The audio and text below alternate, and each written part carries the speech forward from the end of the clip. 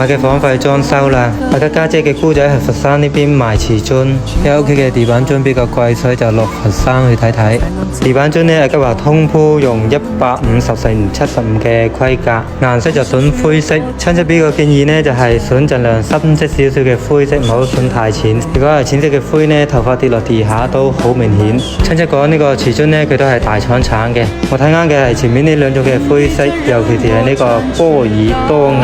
遠睇呢兩種嘅顏色對比就係咁樣嘅啦，大家覺得邊個合適啲？俾大家睇下呢一排嘅顏色啦，佢價格都係一樣㗎。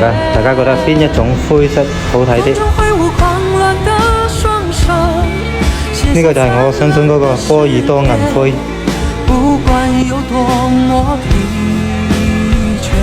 咁我呢個灰色亦都睇得下，跟住呢就係廚房同埋衛生間上牆嘅磚啊，因為我哋公共區域都係預交漆。親戚就講衛生間同埋廚房呢就選同一種顏色。經過呢個標價呢唔係實際嘅價格，如果係實際價格，我估計都係1/10咁樣。呢個兩種顏色嘅瓷磚啊，我覺得都係選呢種比較好，大家覺得呢？